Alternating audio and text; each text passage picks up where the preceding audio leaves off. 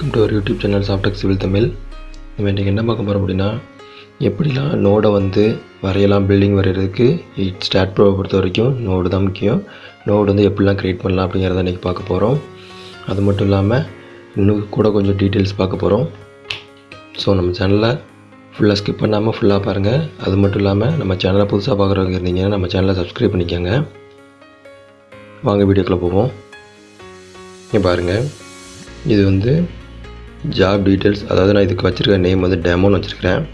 இதில் வந்து என்ன ஜாப் பண்ணுறீங்க, கிளைண்ட் நேம் என்ன, ஜாப் நம்பர் என்ன, உங்களோட ரெஃபரன்ஸ் நம்பர் என்ன, உங்கள் பார்ட் என்ன அப்படின்னு சொல்லிட்டு நீங்கள் எல்லாத்தையுமே இதில் குறிச்சிக்கலாம். அதுவும் இல்லாமல் இது எந்த டேட்டில் ஆரம்பிச்சிருக்கேன், எந்த டேட்டில் முடியுங்கிறத இது காமிச்சிரும். இப்போ உங்கள் நேம் நீங்கள் தான் சரிங்க அப்படின்னா, நீங்கள் ஒரு இன்ஜினியராக இருந்தீங்க அப்படின்னா உங்கள் நேம் எழுதிக்கோங்க. இதை வந்து யார் செக் பண்ணுறாங்களோ அவங்களோட நேம் எழுதிக்கோங்க. அப்ரூவல் பண்ணுறவங்களோட நேம் இதில் எழுதிக்கோங்க. அப்புறம் அவங்க என்னென்ன டேட்டில் அப்ரூவ் பண்ணாங்க அப்படிங்கிறத இதில் நீங்கள் இது பண்ணிக்கோங்க. நீங்கள் வந்து staadpro ஓப்பன் பண்ணோன்னா உங்களோட இன்டர்ஃபேஸ் வந்து இந்த மாதிரி தான் இருக்கும். அதாவது இது என்னென்னா, மேலே இருக்குது பாருங்கள், ஸ்னாப் நோட் ஆர் பீம் இருக்குல்ல, இதுதான். இதை நீங்கள் கிளிக் பண்ணிங்க அப்படின்னா உங்களுக்கு காணாமல் போயிடும். அதே இது நீங்கள் மறுபடியும் கிளிக் பண்ணிங்கன்னா உங்களுக்கு வரும். அப்படி பாருங்கள், இதை நான் கிளிக் பண்ணுறப்போ இந்த இடம் காணாமல் போயிடும். அதாவது இது இல்லைன்னா இது இருக்காது, இது இருந்துச்சுன்னா கண்டிப்பாக இது இருக்கும். சில பேர் வந்து காணாமல் போயிடுச்சு என்ன பண்ணுறதுன்னு யோசிப்பீங்க. அது ஒன்றும் இல்லை, இதில் எப்படி நீங்கள் கிளிக் பண்ணாலும் போதும், உங்களுக்கு வந்து ஆட்டோமேட்டிக்காக இங்கே வந்து இன்டர்ஃபேஸ் ஆயிரும். பாருங்கள், இதில் வந்து இது என்னங்கிறது ஃபுல்லாக பார்ப்போம் முதல்ல. அதாவது இந்த இடத்துல பாருங்கள், 0ல் ஆரம்பித்து 1 2 3 4 5 6 7 8 9 10 வரைக்கும் இருக்குது எக்ஸ் டைரக்ஷன். இது வந்து ஒய் டைரக்ஷன். அதாவது பாருங்கள், உங்களுக்கு இந்த இதில் கொடுத்துருக்குற மாதிரி இது இந்த டைரக்ஷன் வந்து எக்ஸ் டைரக்ஷனும், அப்வர்ட் டைரக்ஷன் வந்து ஒய் டைரக்ஷனும், ஃப்ரண்ட் டைரக்ஷன் வந்து இசட் டைரக்ஷனும், பேக்கில் போச்சுன்னா -z. அதே மாதிரி இது வந்து ரைட் சைடில் போச்சுன்னா பாசிட்டிவ் எக்ஸ் டைரக்ஷன். இது லெஃப்ட் சைடில் போச்சுன்னா இது வந்து நெகட்டிவ் டைரக்ஷன். அதே மாதிரி அப்வர்ட் டைரக்ஷன் வந்து positive, downward direction negative, front direction வந்து இசட் வந்து ஃப்ரண்ட் டைரக்ஷன், அது பாசிட்டிவ். பின்னாடி போச்சுன்னா பேக்வர்ட் போச்சுன்னா இசட் டைரக்ஷன் -z டைரக்ஷன். சரியா? இது வந்து முதல்ல நீங்கள் நல்லா தெரிஞ்சுக்கணும். இப்போ இது வந்து உங்களுக்கு எக்ஸ் டைரக்ஷன் ஒய் டைரக்ஷன் மட்டும்தான் இருக்குது. இப்போ பாருங்கள், நான் வந்து இதில் ஒரு எடிட் பண்ணுறேன். அதாவது இதோட ஸ்பேஸிங்கை வந்து நான் எடிட் பண்ணுறேங்க. பாருங்கள், எடிட் போயிட்டேன். எடிட் பண்ணோன்னா இதில் உங்களுக்கு ஆரிஜின் எந்த இடத்துல வேணும். இப்போ வந்து இது கேட்டிருக்கு XY பிளேன் இருக்குது. அதாவது இந்த இடம் வந்து XY பிளேனாக இருக்குது. இப்போ நான் இசட்னு கொடுத்தேன் அப்படின்னா எக்ஸ் இருக்கும், அடுத்து இசட் இருக்கும், இந்த மாதிரி இருக்கும். இது நீங்கள் வரைகிறதுக்கு வந்து எந்த மாதிரினா, அப்போது நீங்கள் வந்து பிளேனை வந்து மாற்றிக்கலாம். உங்களோட ஐசோமெட்ரிக் வியூவில் இருந்து நீங்கள் வந்து உங்கள் இதை வந்து டாப் வியூவில் வச்சு வரைஞ்சிங்கன்னா உங்களுக்கு XZ தேவைப்படும். YZ தேவைப்படுச்சு அப்படின்னா உங்களுக்கு வந்து நீங்கள் வந்து சைடு டைரக்ஷன் யூஸ் பண்ணணும். Left side direction, front direction அந்த மாதிரி நீங்கள் வச்சு யூஸ் பண்ணால் தான் உங்களுக்கு இது கரெக்டாக இருக்கும். ஆங்கிள் என்னங்கிறது இதில் கேட்டிருக்கு. அதாவது Y to Y ஆங்கிள் என்னென்னா 0. அதாவது ஒய் ஆங்கிளும் கீழே போகிற -y ஆங்கிளும் என்ன ஆங்கிள் கேட்டிருக்கு, அது 0. நம்ம எந்த கரெக்டாக தான் கொடுத்து வச்சுருக்கோம். இது எப்படி இருக்கட்டும். ஒரு வேளை உங்களுக்கு கிரிட் ஆரிஜின் இந்த இடத்த மாற்றணும்னு வச்சிங்க அப்படின்னா பாருங்கள், இதில் 0 இருக்குது அப்படிங்கிறனால நமக்கு இந்த இடத்துல 0ல் ஆரம்பிக்கும். இப்போ நான் இந்த இடத்துல ஒரு 2ன்னு வைக்கிறேன்னு வைங்க. 2ன்னு வச்சேன் அப்படின்னா பாருங்கள், உங்களுக்கு ஆட்டோமேட்டிக்காக 2ல் தான் 2 3 4 5 6ன்னு சொல்லிட்டு உங்களுக்கு 12 வரைக்கும் இருக்குது. பாருங்கள், இதை நான் மறுபடியும் 0வாக மாற்றிக்கிறேன். இப்போ பாருங்கள், உங்களுக்கு வந்து எக்ஸ் டைரக்ஷன் வந்து மேலே கீழேன்னு இருக்குது. அதாவது எக்ஸ் டைரக்ஷனுங்கிறது லெஃப்ட் ரைட்டுன்னா என்னென்னா, இப்போ இந்த சைடு ஃபுல்லாக ரைட் டைரக்ஷனு. இப்போ 0 கொண்டு வந்துட்டேன். அதாவது இப்போ பாருங்கள், உங்களுக்கு ரைட் சைடுங்கிறதுலாம் 10 இருக்குது. அதாவது இந்த சைடில் தான் உங்களுக்கு 10 இருக்குது, இந்த சைடில் உங்களுக்கு 10 இருக்குது. அது ஒய்யில் வந்து 10 இருக்குது. இப்போ நான் வந்து இந்த இடத்துல கூட்டுறேன் குறைக்கிறேன் அப்படின்னா பாருங்கள், கூட்டினா வராது. ஏன்னா கூட்டினா இந்த சைடு ரைட் சைடுக்கு வந்துடும். அதனால் நான் அதை குறைக்கிறேன். பாருங்கள், 1 2 3 4 அப்படி கீழே குறைச்சா உங்களுக்கு இதில் நல்லா தெரியும்.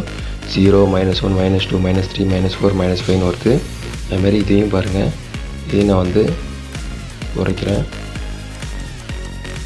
இதுலேயும் பாருங்கள், உங்களுக்கு -6 -5 -4 -3 அப்படின்னு சொல்லிட்டு மாறுது.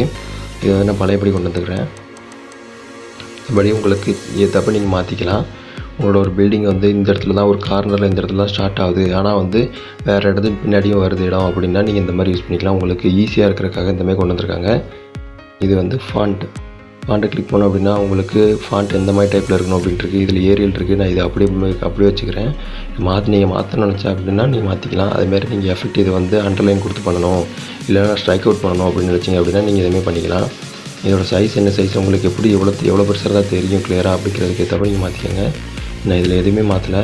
இதில் உங்களுக்கு ஒரு வேளை நீங்கள் வந்து ஏதாட்டும் சேஞ்ச் பண்ணணும்னு நினச்சிங்க அப்படின்னா நீங்கள் இதில் கன்ஃபார்ம் சேஞ்ச் பண்ணிக்கலாம். பேக்ரவுண்ட் கலர் பேக்ரவுண்ட்லாம் எழுத்தோட கலர் தான் சொல்லுது. இதில் இப்போ நீங்கள் க்ரீன் வச்சிங்கன்னா பாருங்கள் உங்களுக்கு இந்த இடத்துல க்ரீனாக மாறிடுச்சு. இப்போ இந்த இடத்துல நீங்கள் ஒரு ப்ளூ வைக்கிங்க அப்படின்னா பாருங்கள் உங்கள் எழுத்து ப்ளூவாக மாறிடுச்சு. நான் பிளாக்கே வச்சுக்கிறேன், ஓகே கொடுக்குறேன். அதுக்கப்புறம் பாருங்கள் இது வந்து என்னன்னு சொல்லிட்டு உங்களுக்கு புரியுதா? அதாவது இது வந்து என்னென்னா இப்போ உங்களுக்கு ஆரம்பிக்கிறது வந்து எங்கே ஆரம்பிக்கி எண்டா ஸ்டார்ட்டா போத்தா அப்படிங்கிறது காமிக்காருக்கு. இப்போ வந்து ஃப்ரீக்வன்சின்னு பார்த்தீங்க அப்படின்னா 1 இருக்குது. அதாவது இதுக்கு ஒவ்வொரு டிஸ்டன்ஸ்க்கு வந்து 1 மீட்டர் கேப் இருக்குது. இதை நம்ம சேஞ்ச் சேஞ்ச் பண்ணிக்கலாம். 2 மீட்டர்னு சொல்லிட்டு கொடுத்தோம் அப்படின்னா இப்போ பாருங்கள் 2 மீட்டர்னு கொடுத்தோம் அப்படின்னா ஒவ்வொருத்துக்கும் 2 மீட்டர் மட்டும் கேட்கும். இதில் நான் 3ன்னு கொடுத்தேன்னா 3 மீட்டரில் உள்ள டிஸ்டன்ஸை மட்டும் காமிக்கும். இது உங்களுக்கு ஒரு பில்டிங்கை வந்து நீட்டாக வரைகிற யூஸ் ஆகும். அதாவது 3 மீட்டரில் இருக்குது அப்படின்னா நீங்கள் இதை நீட்டாக இதில் போட்டு நீங்கள் வரைஞ்சிக்கலாம். ஒய் டைரக்ஷனாக இப்போ தான் நீங்கள் வந்து மெயினாக எப்போவுமே யூஸ் பண்ணுறது எப்போவுமே 3 மீட்டர் தான் யூஸ் பண்ணுவோம். ஏன்னா கிரவுண்ட் லெவலில் நம்ம 3 மீட்டர் தான் அப்படிங்கிறப்போ இந்த இதை வச்சு வரைகிறதுக்கு ரொம்பவே யூஸ்ஃபுல்லாக இருக்கும். அதுமாதிரி இதை வந்து நான் பழைய மாதிரி பொசிஷன் கொண்டு வந்துக்கிறேன். பாருங்கள் உங்களுக்கு வந்து இதில் வந்து எக்ஸு ஒய் இசட்டு, இதில் வந்து எக்ஸு ஒய் இசட்டு. ஆனால் எக்ஸில் வந்து ஏன் எக்ஸை கிளிக் பண்ணியிருக்காங்க, ஒய்யில் வந்து இதுக்கு ஒய்யை கிளிக் பண்ணியிருக்காங்கன்னு நீங்கள் நினைக்கலாம். அதாவது இது வந்து கோஆர்டினேட்ஸ். இப்போ வந்து 2 கோஆர்டினேட்ஸாக இருந்துச்சு அப்படின்னா இங்கே பாருங்கள் 1,0 2,0 3,0 அப்படின்ட்டு இருக்குது. இது வந்து நான் இசட்டையும் சேர்த்து கிளிக் பண்ணேன் அப்படின்னா இங்கே பாருங்கள் 0,00 1,00 2,0,0 3,0,0 அப்படின்ற உங்களுக்கு வருது. இது வந்து எக்ஸ் டேரக்ஷனில் இருக்கிறனால நம்ம வெறும் எக்ஸை மட்டும் வச்சுக்குவோம் அப்படின்னு சொல்லி வச்சுருக்கேன். ஒய் டேரக்ஷனில் நீங்கள் எடுத்துக்கிட்டிங்கன்னா உங்களுக்கு நீங்கள் வந்து கோஆர்டினேட்ஸ் யூஸ் பண்ணலாம். ஆனால் ஒய் டேரக்ஷனில் வந்து ஒய் தான் மெயின் அப்படிங்கிறனால ஒய்யை மட்டும் கிளிக் பண்ணியிருக்கோம். அது மட்டும் இல்லாமல் நீங்கள் எடிட்டில் இன்னொன்று பார்க்க மாட்டோம். அதாவது எடிட்டில் என்னன்னா ஒவ்வொரு இதுக்கும் உள்ள ஸ்பேஸிங்கை வந்து நம்ம குறிக்கலாம். இப்போ 1 இருக்குது, நான் வந்து இதில் ஒரு 3 மீட்டர் கொடுக்குறேன். இதில் 1 இருக்குது, இதில் வந்து நான் வந்து இதில் 3 மீட்டர் கொடுக்குறேன். அப்போ பார்த்தீங்க அப்படின்னா உங்களுக்கு வந்து 3 மீட்டர் டிஸ்டன்ஸில் உங்களுக்கு கிடைக்கும் எல்லாமே. அதாவது இதில் வந்து 3 மீட்டருங்கிற கணக்கு கிடையாது. இதில் வந்து 10 நோடு இருக்கணும், அவ்வளோதான். 3 மீட்டர் டிஸ்டன்ஸில் 10 இருக்கணும் அப்படிங்கிறது தான் இதில் கணக்கு. உங்களுக்கு ஒரு ஆங்கிள் சேஞ்ச் பண்ணணும் அப்படின்னு நினச்சாலும் நீங்கள் இதில் சேஞ்ச் பண்ணிக்கலாம். சேஞ்ச் பண்ணி உங்களுக்கு தேவையான மாதிரி நீங்கள் வரைஞ்சிக்கலாம். இப்போ நான் வந்து நான் இப்போ இதில் ஒரு 4 மீட்டர் வச்சுக்கிறேன். 4 மீட்டர் வச்சுக்கிட்டு இப்போ பாருங்கள் எனக்கு 4 மீட்டர் டிஸ்டன்ஸில் இருக்குது. இப்போ பாருங்கள் நான் அதில் வந்து ட்ராயிங் வரைகிறேன்.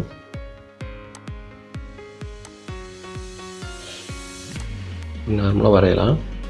ஆனால் அடுத்ததுக்கு நீங்கள் கொண்டு போகிறதுக்கு ஒன்று கீழே கொண்டு போகிறது, இல்லைனா மேலே போயிட்டு திரும்ப கொண்டு போகிறது அப்படிங்கிறது வந்து இதில் வந்து 2 பீமாக கணக்காயிரும்.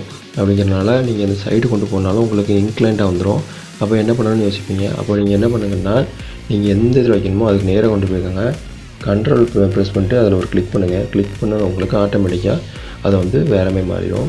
இப்போ பாருங்கள் உங்களுக்கு நீங்கள் இந்த மாதிரி போட்டுக்கலாம். அதுக்கடுத்து திரும்ப கண்ட்ரோலை கிளிக் பண்ணி எந்த இதில் வைக்க நினைக்கிறீங்களோ, இப்போ இந்த இடத்துல வைக்கணும்னு நினச்சிங்க அப்படின்னா கண்ட்ரோல் கிளிக் பண்ணி ஒரு கிளிக் பண்ணிங்க அப்படின்னா உங்களுக்கு இந்த இடத்துக்கு மாறிடும். ஆனால் இதில் வந்து எந்த ஒரு பீமும் வந்து மேலே ஓவர்லப் ஆகாது. அது உங்களுக்கு ரொம்ப யூஸ்ஃபுல்லாக இருக்கும்.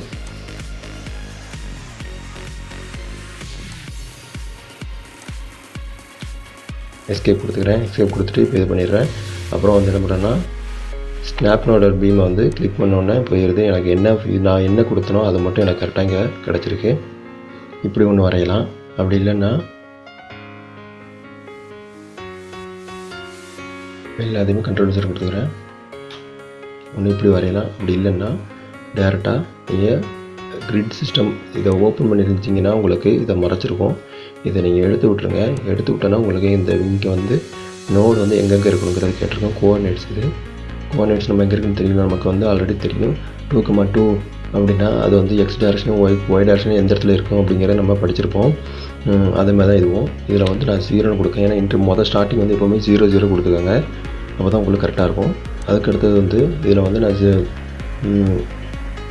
100 கொடுத்தேன். 1ன்னு கொடுத்துட்டு நான் கீழே கொண்டு வந்துட்டேன் அப்படின்னா மற்ற எல்லாத்தையும் 0ன்னு எடுத்துக்கும். அதுக்கப்புறம் இப்போ என்ன பண்ணுறேன்னா இந்த மாதிரி எடுத்துக்கிட்டேன். அதுக்கப்புறம் 2,0 அப்படின்னு எடுக்கிறேன் அப்படின்னா எனக்கு 2 இதில் வந்துடுச்சு. இப்போது ஒய் டைரக்ஷனுங்கிறது பாசிட்டிவ். இப்போ பாசிட்டிவ் நான் எடுக்கணும்னு நினச்சேன் அப்படின்னா 0 1 அப்படி எடுத்துக்கிட்டேன் அப்படின்னா எனக்கு பார்த்தீங்கன்னா 0 0 0க்கு நேராக மேலே வந்து நமக்கு ஒரு நோட் பாயிண்ட் ஒன்று கிடச்சிருக்கு. அதுக்கப்புறம் நான் இதுக்கு 2க்கு நேராக எடுக்கணும்னு நினச்சேன் அப்படின்னா 2 1 0 0 அப்படி கொடுத்தேன் அப்படின்னா இங்கே பாருங்கள் இப்போ உங்களுக்கு 2க்கு நேராக மேலே ஒரு கோடு கிடச்சிட்டு நான் 1க்கு நேராக மேலே எடுக்கணும்னு நினச்சேன்னா 1 1 0 அப்படின்னு எடுத்துக்கிட்டேன். பாருங்கள் எனக்கு ஒரு வேல்யூ கிடச்சிச்சு. இப்போ இதை நான் வந்து பீமாக கன்சிடர் பண்ணணும் அப்படின்னு நினச்சேன்னா ஆட் பீம்ஸ் இருக்கு. இதை வச்சு நீங்கள் ஒவ்வொன்றா கிளிக் பண்ணணும்.